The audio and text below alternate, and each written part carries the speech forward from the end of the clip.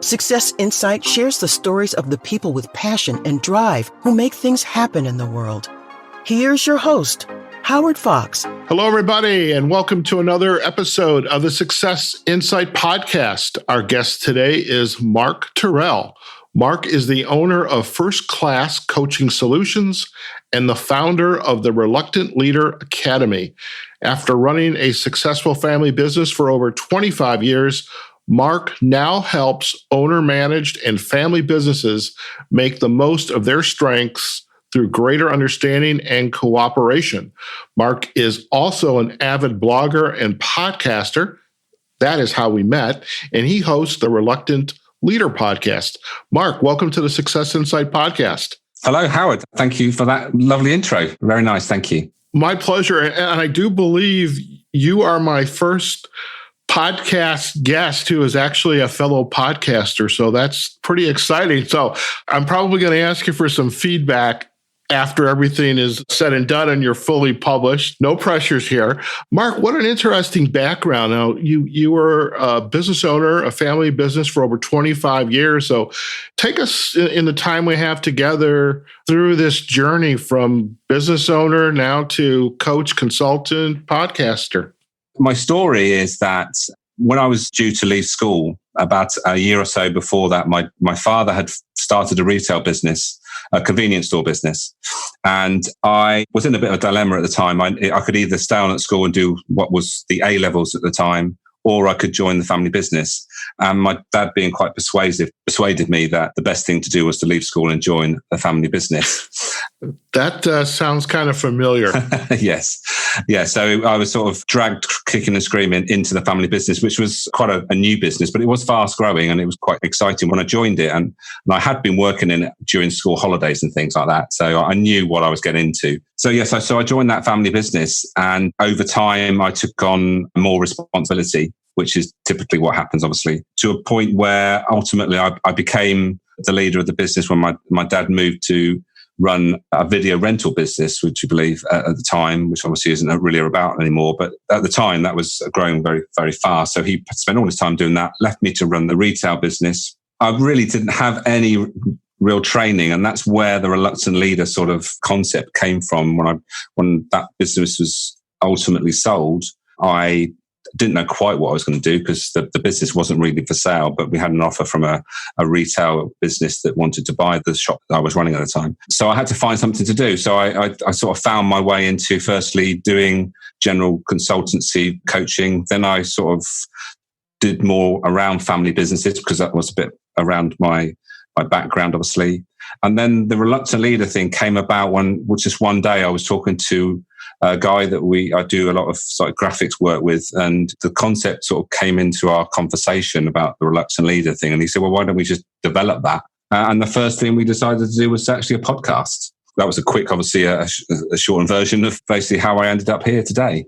Very good. Well, we're going to circle back a couple times to some of the points that you made. So in the family business and the retail and being somewhat of a reluctant leader, how did you grow as a leader while you were there? Was it through just osmosis? Was it the mentoring of your father, some other employee, or just kind of self-learning? How did that develop? I learned a little bit from my dad, obviously from his way of leading the business. But I'm very different to my dad. He's very more extroverted. I'm quite an introverted person.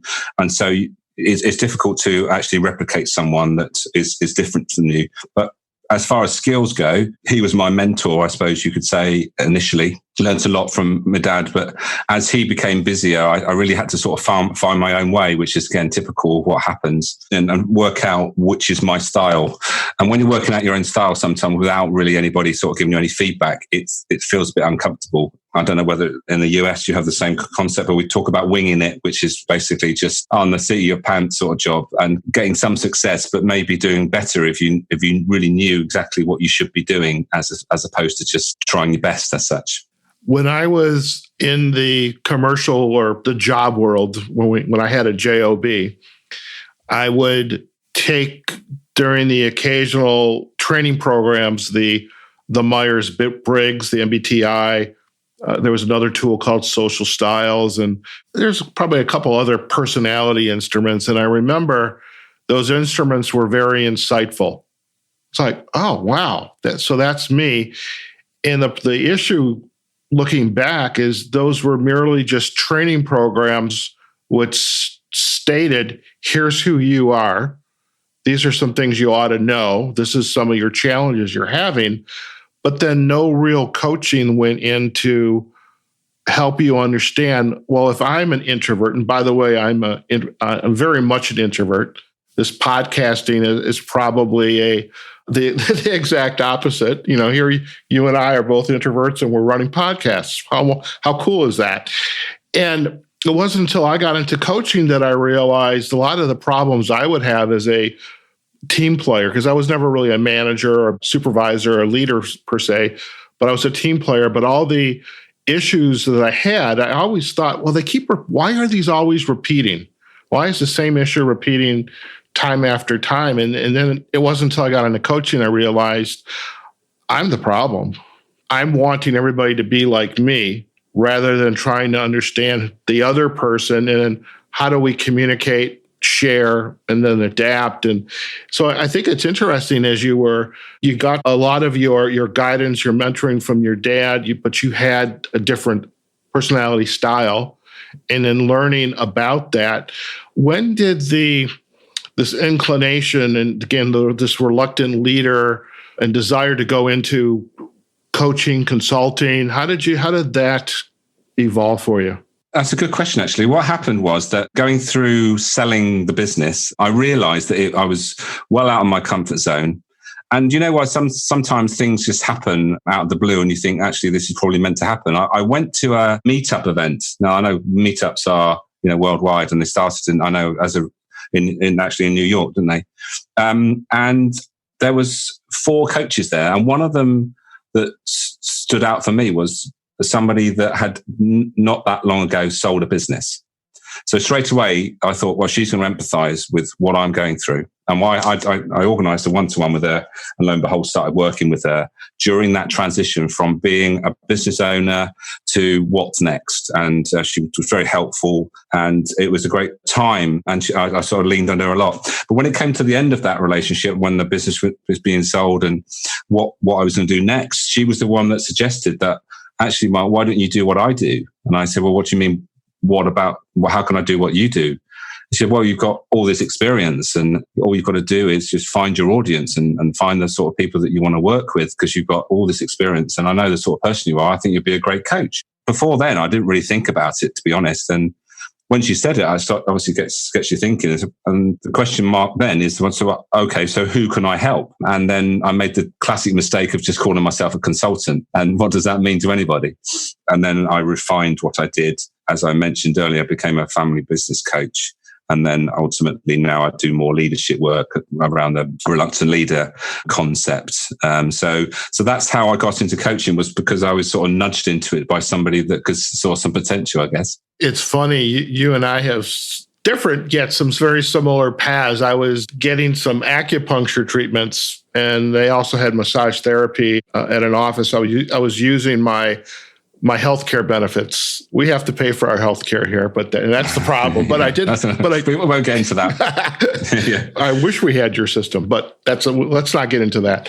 But I remember I came out of the sessions, and I was always curious because there were stairs going up to the second floor of this 3-4-story building, and it was kind of a light industrial area. And I walked up, and there was a chiropractor there, and she wasn't busy at all. And I had just walked in. I said, I've noticed the stairs up here. I was just kind of curious what was here, and then saw what you do. So we just started talking, and she was actually just asking me questions. Well, what do you do? And I always tell people I was an IT business consultant. I now tell people I'm a recovering IT business consultant. And she was the one that introduced me to coaching. You should, based on what you do, what you're interested in, you should look at coaching, because I had been wanting to go back to school because I didn't see myself as an IT consultant. And somehow she had a book on her desk. It was a PDF book from here in the States. We have an organization called Coach U. and they had this PDF you could download for a couple dollars, and all of a sudden the light bulbs were going pop, pop, pop, and I'm thinking, that's what I need to look into. And so that this journey into coaching, I mean, there's these epiphanies, these moments of insight that happen. And it's like, wow, that makes perfect sense. Why didn't I think about that? And could have been we had this in front of us, but these chance conversations, this chance meeting with one of these coaches at the meetup group, it's amazing how that little encounter then takes us on a whole different path that we had not expected. Yeah. And then obviously the important thing is to notice and then take action around it, isn't it? You've got to be aware of these things. Yeah. Yes. And I think we have to put our telephones down. We have to be in the moment, observant, listening, so that we are open to taking advantage when those things happen, because sometimes they're so quick that the opportunity just passes us by because we're not paying attention. When you then went down this journey, had you thought about leveraging this experience that you have had over the 20-some years in the family business? Did you know right away this is your ideal client? Or was that a little bit of a trial, just time and success versus non-success? Again, it's going back to that being observant as to what's happening and what's going on around you. And initially, I looked at the types of clients that I was attracting, and there was a family business sort of connection there, and that sort of confirmed my thinking. But then, what I started to think about actually is it actually really what I want to do? Is it really I want to work with family businesses, or is there a particular issue or a problem within that scenario where I really want to sort of focus on? And that's really where the Reluctant Leader came. As family businesses are concerned, most people are promoted because they're a family member, and not necessarily because they want to be promoted, not necessarily because they're good at particularly people management or anything like that. It's just that they're next in line. It's almost like like the royal family. You're next in line. You've got to take charge now, sort of scenario. So I feel for those sort of people, but obviously that doesn't just happen in family businesses. That happens in all sorts of businesses where the best salesman becomes the sales manager, and then ultimately they're not selling. They're developing a group of people to sell. And that's a completely different scenario. And so often it's where people come unstuck. I think that story is all too common, is we enjoy what we're doing, but there's this expectation. I know it exists here in the U.S., and it sounds like perhaps it exists in the U.K. and elsewhere, is in order to demonstrate your devotion's not the right word, but to demonstrate you're embracing the company's culture, who they are, what they do, the opportunities that you're being afforded by being employed by them, that you're going to be willing to take on new opportunities as they arise and as you are requested. I used to work for an IT organization here in the U.S. They're no longer here. It was called EDS, Electronic Data Systems, very military-oriented. Many of their senior leaders came from military, and it was essentially, when they ask you to jump, you didn't ask why, you just said how high and where do you want me to jump? And so you basically did what you were told, or else you were out of a job. And I hear today with these, with employees or staff, that they are perhaps asked to do something and they're afraid to say no, for one thing, which I get that, but they're not really prepared, and the organization themselves has not prepared this individual to take on this new role and this new level of responsibility. And are you getting your clients because it's the employee, the staff member, this professional realizes they're ill-equipped to take on this new level of responsibility, or is it the company that's saying we want John or Jane to take on this new responsibility? We want them to make sure that they are prepared for it. Mark, can you help them, or is it a little bit of both? Yeah, it is a bit of both. I do work with business owners that have grown their business to a point where they need leadership skills to keep the business growing, because they're no longer the technical expert within the business. They have other people that are technical experts, and hopefully they have realized that. And then they need to understand the principles behind leading a team. And I teach 3 principles. Firstly, the mindset, and that is, the mindset I teach is the high challenge, high support model, which we are either overly supportive or overly challenging. So you've just described there an over challenging leader there. There doesn't seem to be an awful lot of support. What we need to remember is that we need to be supportive and challenging in equal measures. That's the sweet spot, but it's not easy. So firstly, that's the mindset bit. Then I'll talk about the process, which is a 4-step process. And understanding the vision, mobilizing the vision, developing that vision, and ultimately enabling that vision to grow. And there's different skills at each point in that process. Once you break it down into a process, that's the light bulb moment. Suddenly realize that actually leadership is about a process, understanding that you just follow a process. And when things start going wrong, it's because you jumped into the next part of the process too soon. And you need to think, right, okay, I'll just step back into the previous process and do the skills at that point, make sure that's right again before we it's like almost 4 gears. You go from 1 gear, first, second, third, and fourth gear. If you go from first gear to fourth gear, that's what obviously causes lots of problems, because you get straight to that point where you're delegating too soon and all those sort of things that come from it, because you haven't clearly got things moving, the vision isn't clearly set out, and all those sort of things that happen. So going back to the sort of people I work with, so there's business owners, and then there's our people that have been promoted into maybe a leadership position, into a senior management role, who need to know how to lead. They need to how to get their vision out. They need to make sure that they are catching people doing things right and doing those things that actually make people actually come on board. Because ultimately what we're talking about, leadership is about getting people to follow you. Management is about pushing people into something that they don't particularly want. But leadership is bringing people on and encouraging them and developing them and getting them to come and want to come with you. That's the mentality, isn't it? You want them to follow you. That's leadership in a nutshell. And if they're not following you, there's something gone wrong. That's very true. Now, in your work, are there tools that are a part of your go-to or your coach's toolbox that aid you in helping your clients? Yeah, well, so you mentioned psychometrics. Well, I do use a bit of psychometrics on the behavioral styles side of things. But what I use predominantly is a product called Motivational Maps, which identifies and measures motivation. And the reason why that is so pivotal in what I do is because at least 50%, if not more, of leadership is about motivation. So firstly, if you think about motivation as far as the leader goes, they need to understand what motivates them. Within the motivation maps, there's 4 different types of motivation. We're all a combination of all 9, but knowing which ones are most important to you is the key. And if you find that as a leader, the thing you least want to do is actually manage people, that is ultimately is going to catch up with you and it's going to cause you a problem. And also, what tends to happen is when you start doing things that don't motivate you, you also miss out on the things that do motivate you. So it's like a double-edged sword thing.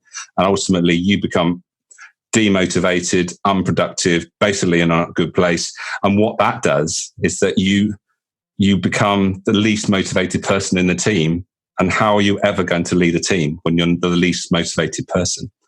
So that's ultimately the first place to start. That's where I always start, is that what motivates you? How are you feeling motivational wise? And the motivational maps gives me that information, and I can use that as a coaching and mentoring part at the beginning. And then when we start looking at the team, then we do the same exercise with the team members, find out what motivates them, then use that information so that we basically use it in reverse to the carrot and stick thing. So we find out what they want. First of all, what is it that we need to give each team member to get them to perform at their best? And it's obviously more than about money. It's about making a difference. It's about giving them some sort of autonomy, giving them some creativity and all those sort of things that are important to different people, finding out which ones of those motivations are important to individuals and give them as much as you can around those motivations so that they're getting plenty of that. So they're going to be performing at the best and feeling good. And they're more likely then to give back to you as the leader of that group what you want. So that the principle works each time. Sounds like a fascinating tool, one that I would, as a scholar practitioner, it's one that I would definitely like to learn a little bit more about. And so perhaps we can have that conversation as well. And most certainly, if anybody on our team or within the listening community for this podcast, if you're interested in the Motivational Maps tool, we'll provide links back to Mark so you can query him, and I'm sure he will be very happy to introduce you to it. So, Mark, you and I met, as I alluded way in the beginning of this podcast, is through this website, Spot a Guest, where we are both podcasters.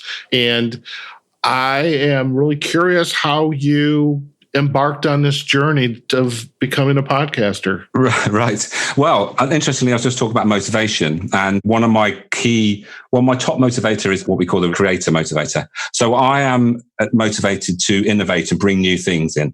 So first of all, a podcast sort of ticks that box for me.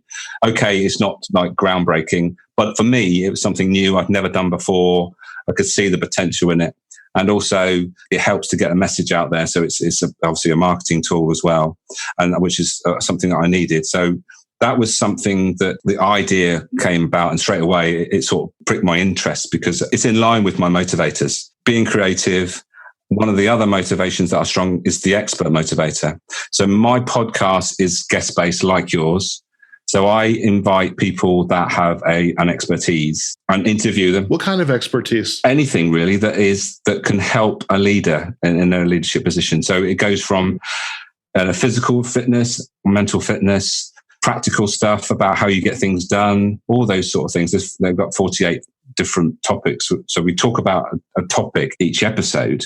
So also, with respect to that high expert that I am, I know that I'm going to learn stuff, which again is a key motivator for me.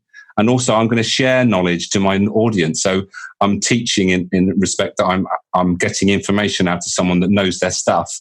So again, that motivates me to do it. So the key message here is that if you do something that motivates you, you'll carry on doing it. And so that's why I carried on doing my podcast. If someone had told me that I had to write a blog every week, then I probably wouldn't have done that because it's not quite so creative.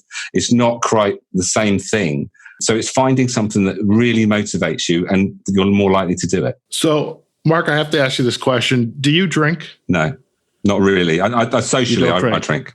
Do you go down? I remember in the UK, there was the local pubs. Yeah. Do you go down to a pub or anything like that?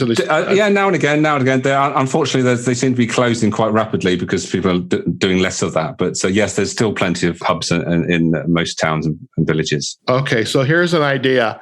I have a drink, whatever this adult beverage is, in Bristol or Bath, wherever it is in the UK, because I'm going to get back there.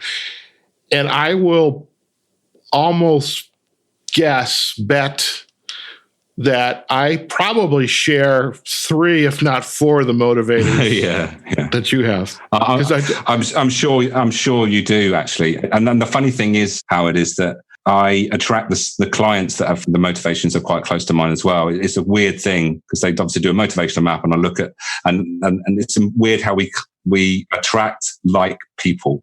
And that's when we did a sort of quick Zoom call before we'd lined this up. And quickly we were on the same wavelength, weren't we? We were talking the same language. So it's a key thing, and understanding others and connecting is absolutely. I wouldn't take that bet because I know that I'd lose. Okay, so we'll just go to the local pub and have a nice adult beverage. What has been your lesson learned or insight from, number one, embarking down this journey of going from business owner into coaching and running the Reluctant Leader Academy, which we haven't yet chatted about, but what that lesson there, and also what's the lesson learned for you being a podcast host and being responsible for enrolling people into your podcast as a guest, to producing it, to sharing it? What's been the lesson learned for you in both of those areas? So the first one is the difference. I suppose it's the difference between a coach and actually running a business. Obviously, it's useful of having run a business, and obviously there's a lot of value there, and I can empathize a lot with what my clients are going through in many respects.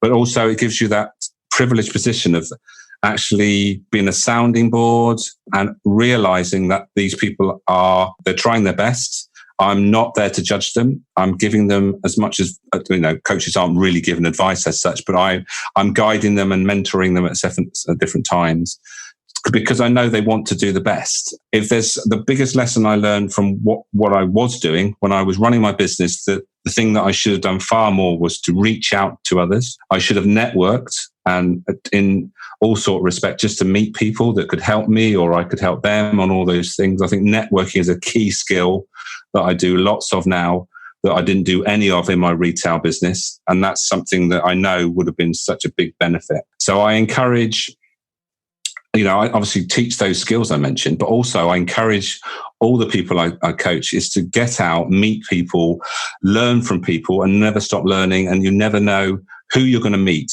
When you're networking, you never know who you'll meet.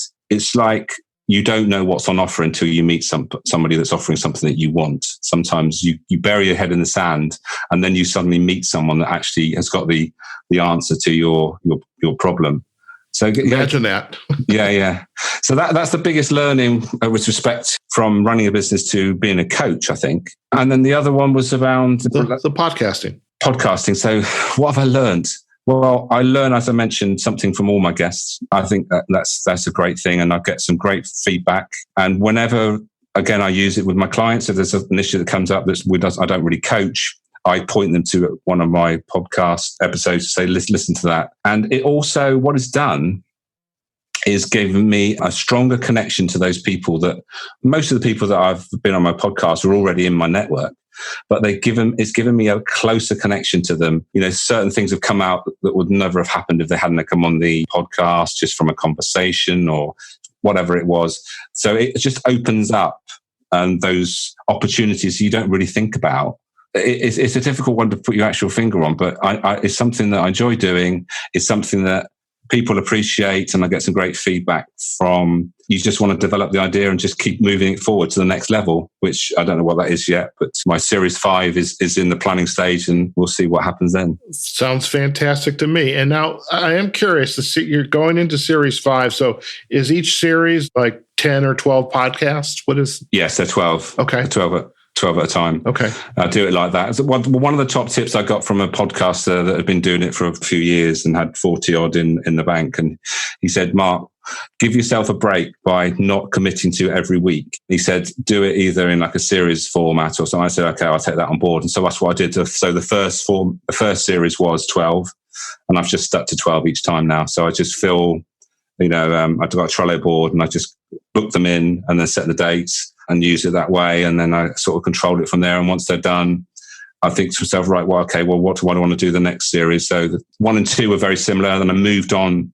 3 and 4 were slightly sort of tweaked, slightly different, a bit more focused. Okay. That's what I'm sort of saying about what tweak I'm going to make for Series 5. I'm not sure yet, but I'm sure I'll do something. Well, fantastic. And we'll definitely provide the link back to the Reluctant Leader podcast, either on your website or on YouTube. And, Mark, I truly appreciate you taking the time out of your busy day. It's probably mid-afternoon in the UK, and it's been a pleasure to get to know you, learn more about you and your work and the podcast. And before we leave, is there an insight, and one of my partners likes to call it an insight to go. Before we leave, is there an insight to go, a piece of advice? Perhaps there's a book, a quote that kind of encapsulates who you are, totally resonates for you. And I just want to share this to the four corners of the earth. Anything come to mind?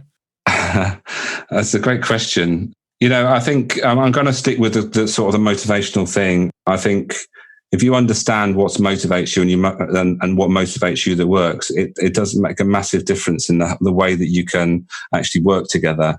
And, I met someone once. I didn't get to work with her, sadly, but she did a motivational map. And she said, do you know what, Mark? I wish I'd met you before I started my partnership about 5 years ago. She said, I'd have known then why I shouldn't have gone into a partnership with this person. So there are ways of just not sussing people out, but understanding, are we actually going to gel?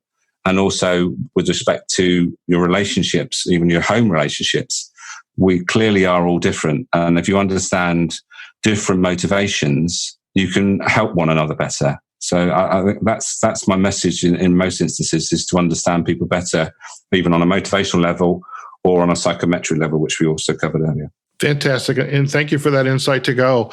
Mark, if our listeners would like to learn more about you and your work and the Motivational Maps tool, where's the best places for them to go? The best place to go now is the reluctantleader.academy, which is fairly new on this. Well, the date that we're recording this in January 2020, but that's due to be developed more in the coming months. At the moment, there's just one, there's some information on there, and there's one mini course, which is the How to Stay Energized at Work mini course, and you'll find that there.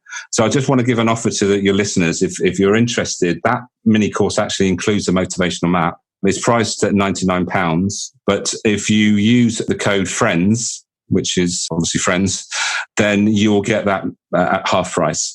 So you'll, instead of paying £99, you'll pay £49, which I don't know in dollars what that is, but obviously that brings it down well below 100. We'll figure it out. Yeah. Well, whatever the exchange rate at the time is. So that's the best place to find me, because that's what's going to be developed, and hopefully there'll be lots of information there in the coming months that will be useful for anybody in a leadership position. Sounds good. And we'll also include links to the reluctantleader.academy, your LinkedIn profile as well. YouTube, if you're on Facebook, if you have a business Facebook page, we'll certainly provide a link there as well. But Mark, thank you so much for taking time out of your day. I'm so glad we realized, hey, we're both coaches, we're podcasters, let's have a conversation. So I want to thank you for that. And as a fellow introvert, I think we've done pretty well for ourselves. And this conversation, I think, has been indicative of what we're passionate about and what we are hoping to bring to the people we meet. And hopefully we're constantly, as you said, creative. We want to be experts, continue to learn and to share.